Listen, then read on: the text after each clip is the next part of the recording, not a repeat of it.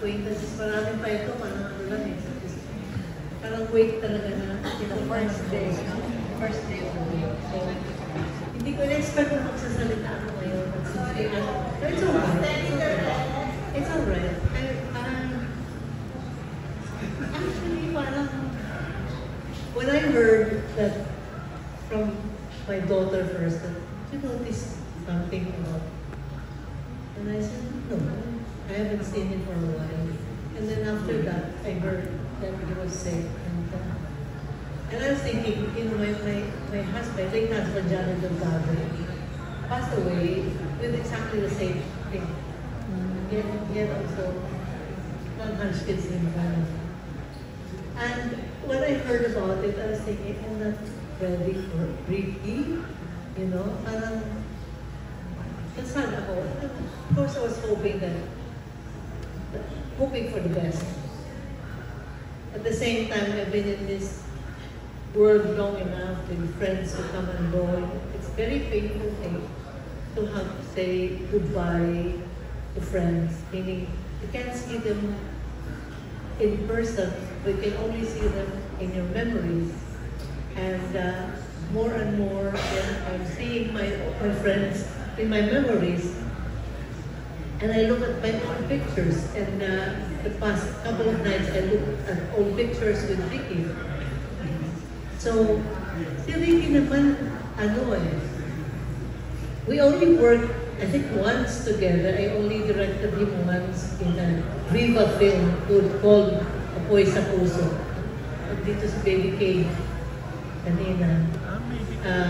And in fact, I finally got, kasi I was also hospitalized for more than a month for an operation naman, for a hip replacement operation. So, I finally got to, after coming to the wake of Ipilita and then si Nora, coming to the wake, Alan was telling me, have you seen him? I said, I want to wait him in the hospital. I kind of wanted to see him, but I was waiting for an invitation because when Johnny was sick, there were no visitors because he didn't want visitors. So the following day, the day after, nagpunta kami. And he was in really good spirits. Nagkataon lang siguro na gising siya. So kasama ko si Lynn and si Pipo, Tirsa Cruz III and his wife, and his two children, si Janine and Bonnie, and then Camille Mortiz, me and Ina, my daughter. So marami kami. And then, nagkwentuhan as if we were just meeting in a party. Kwentuhan. And pretty soon, he was like, he wanted to get up and join. Like, he had yung leg niya. Sinasampa niya sa side ng bed. At puro niya, parang gusto niya tumayo din at makikibiruan sa amin. It was fun. We stayed for 2 hours, and for 2 hours he was in those spirits. And then, in a way, I thank God for the opportunity na nakapunta ako doon. And then, all these years na puro kalokohan, kung minsan seryosong usapan tungkol sa industriya, tungkol sa pelikula, tungkol sa whatever trade thing. But for the first time, I had the opportunity to really talk to Ricky from my heart to heart. Because, you know, we have an exercise at the workshop. It's called Say Goodbye for the Last Time. And I was saying goodbye, but I skipped that part, parang binlock out ko yun for the last time. I was just saying goodbye. And you know, if there's anything, when you say goodbye, kailangan sabihin mo kung ano talaga nilalaman ng puso mo. Ano gusto mo sabihin sa kanya. Before I say what I said, nire-recall ko si Ricky, you know, how I first met him. I don't recall meeting him. I don't recall being introduced. But I recall this this man was always there, this young man, always in the background, pero lagi siyang sumasali sa mga, parang lagi siyang nandoon, wanting to join plays. So, I mean, somehow or other, nakasama mo na siya sa play, or nakapanood ka ng play na nandoon din siya, or napanood mo na siya sa play.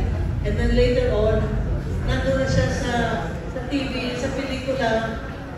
Para siya, yung impression ko sa kanya at that time, parang yung mga panahon ngayon na may yung tinatawag natin na indie films. So you have indie actors, so parang nananalo ng award, hindi mo naman kilala kung sino sila.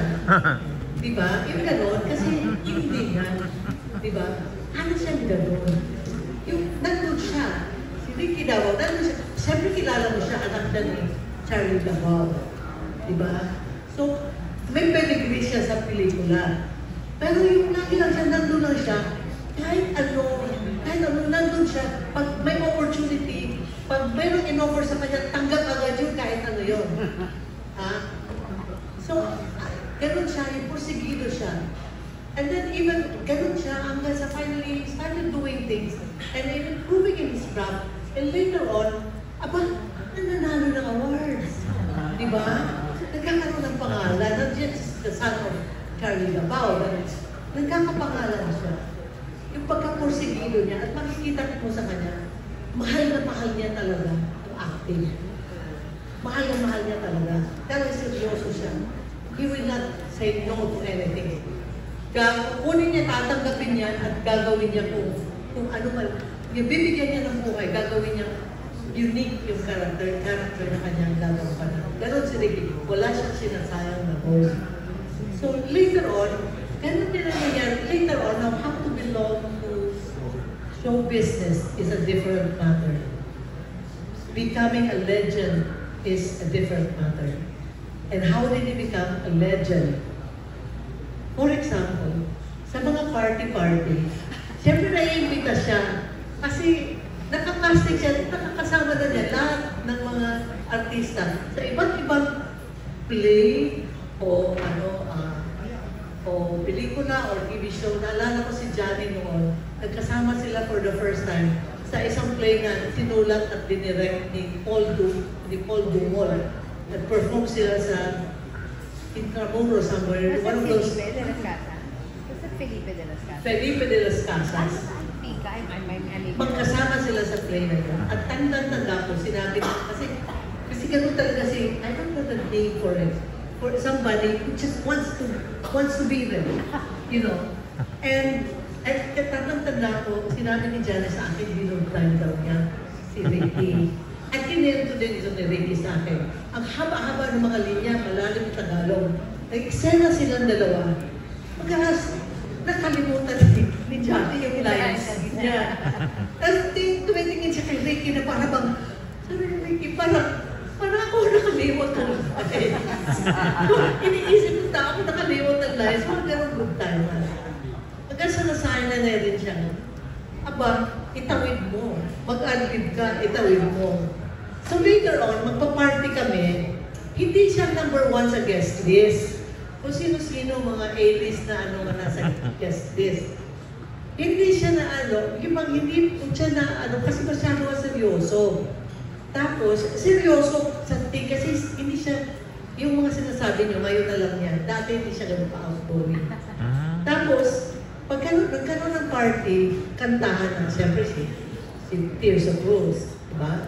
Tears of Rose, kakanta na yan. O next, nakakanta, si Christopher Murion, kakanta. Tapos Edgar Montiz, kakanta. At down the line mo sino. After a while, napagod na silang lahat. Eto na si Ricky. Siya na ang kakanta. So, gano'n. So that, tuwing may party kami, may mga party na kung sino iimbitahin si Ricky. Kasi, pag napagod na lahat kumanta, patuloy pa rin ang kantahan kasi nandyan si Ricky. Kasi si Ricky, oras na mahawakan ng mikropono, hindi na bibitawan yan. Kaya kailangan kumanta muna kayo lahat. Kung natapos na kayo lahat at saka ibibigay yung mikropono sa kanya. Kasi hindi na niya bibitawan yan. Subukan mo. Hindi niya bibitawan. Ganon si Ricky. So that, you know, nung naisip ko, it's not going to be the same. Because after a while, you expected him to be there, not just to sing when everybody was tired of singing. You wanted him to be there, to be, you know, because you missed him. You wanted him to be there. To be there. And then later, magkukwento na yan, nagbibida na yan. So, you know, then he became showbiz. Showbiz is not money. Showbiz is like how to be in show business. Not just to be an actor, but to be in show business. So that's why, that's how you become a legend. Like he made himself, he made his way up to being a legend. The Ricky. Di ba Ricky? So nung nag-uusap kami, nakahiga siya na ano, parang kinakausap, isa-isa sa amin kinakausap siya. So, I felt that, you know, ayoko na mahabang pointless na ano. So I wanted to tell him what is in my heart. If this is the last time I will ever see you, my friend, this is what I want to say. And I told him that, Ricky, in all the years that I have known you and talked to you, I have never heard you say one thing negative about anybody. You've never said anything na pangit tungkol sa ibang tao. Never talaga yung ganun. And that is a very important thing na sa akin at sa mga taong kakilala mo. Kasi, alam mo, ang dami nating mga dissatisfactions in our life, in ourselves, in other people, and then sometimes we can't help saying something, a criticism. And I don't know how you do it, but you just, siguro meron din, pero you just smile it off, and you've never said anything bad about anyone. So, I think that's, hindi ko nasabi sa kanya, I think you're the best actor. Uy, wow. Parang hindi ko nasabi yan tungkol sa acting niya. Kung nasabi mo yun, ako, wala naman. Hindi, pero afterwards, ay, ang mga nandito sila Janine, nandito. Yung suha. Di sabi mo at the end of that, at the end of this, tumatlo na ng isa. Hindi mo nasabi niya, siyempre, hindi niya ma-show walang sound. Malka was there and she said, luha. Kaya sa akin. So parang, so naluha siya sa sinabi ko. As, ano, di ba? Luha. Ano parang sabi niya, inulit niya, suha. Pinawi pa. Pinawi ba talaga yun? Okay, umuo na rin siya. Luha or suha, the same. But I am so happy that I was able to see him and say what was in my heart and how I appreciated him and that it touched his heart enough to.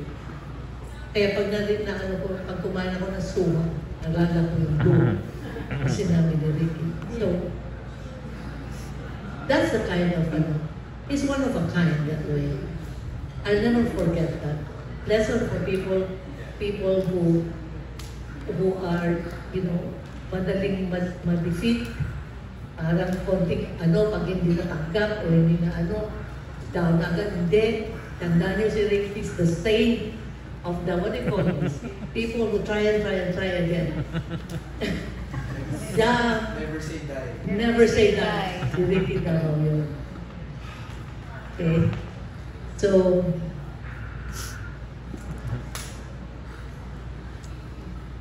yun.